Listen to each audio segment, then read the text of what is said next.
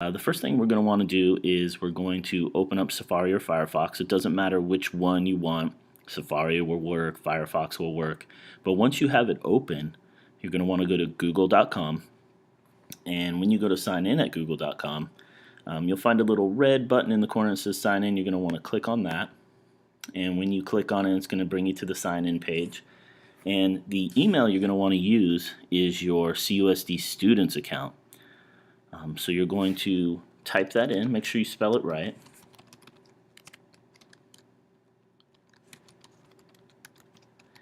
And then you're going to put in your password.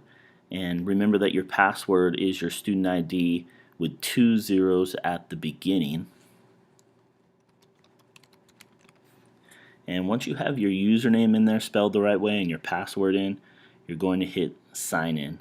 If for some reason it doesn't let you sign in, you've either spelled your username wrong or you've typed in your password wrong, so be really careful. So now we're going to sign in,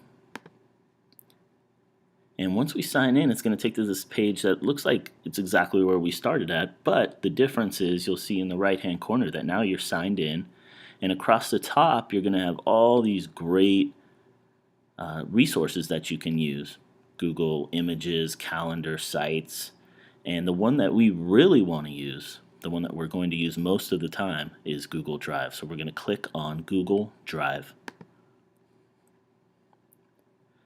Once we've clicked on Google Drive, it's going to open up and you're going to see your files and anything that you've created. Again, you're still signed in the right hand corner, which is great. And if you move to the left inside the drive, you're going to see this wonderful button that says Create. And it's a big red button, nice and easy to see. When you click on Create, it's going to give you a bunch of options. You're going to have the options to create a document or a presentation, a spreadsheet, or a drawing.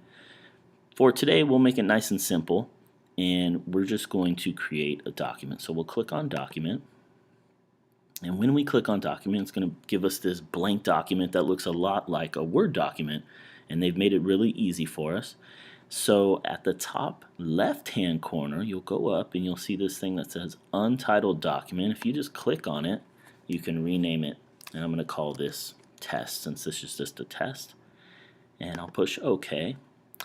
And one of the great things about Google Docs is it saves automatically for you. So everything you now do in the doc, you never have to go back and push Save. It'll do it for you as you work, which is fantastic. But today's screencast is all about sharing the document. So I'm just going to type a quick little hello. And let's say I wanted to share this document. I'm going to go to the right hand corner in the top. You'll see a blue rectangle that says share. And right now it says private only to me, but we don't want it to be private because we want to share it with teachers or students or a neighbor or maybe family somewhere. So you're going to click the share button, and when you get in there, you'll see this great box that says sharing settings. Now right now it says Patrick Casey, which is me, and it says that I'm the owner, and it says that it's private and I'm the only one that's allowed to look at it. But we want to change that because you're going to want to share it with us. So on the bottom you'll put invite people. So I'm going to invite a few people.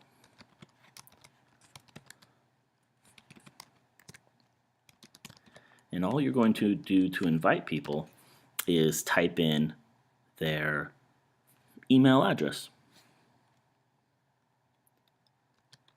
So let's see if I can invite a few teachers. Now once you have their email addresses in there, you're going to go to the bottom and you'll see a little rectangle that says Can Edit next to where you've typed in their email address. You want them to be able to edit it, or maybe they can just view it, or maybe they can make comments. A lot of times you're going to want to allow them to edit, though, if you're sharing with somebody in one of your groups or if you're sharing with a teacher that's going to give you notes or feedback. So we're going to leave it on Can Edit, and that allows them to change the document. So now that we've put in the email addresses and we've said that they can edit it, now all we have to do is share and save. And now when those people go to open up their Google Docs, they will have it inside of their Google Drive. they'll have a wonderful document from you that's been shared by you. So I'm going to go down to this green button in the bottom and I'm going to put share and save.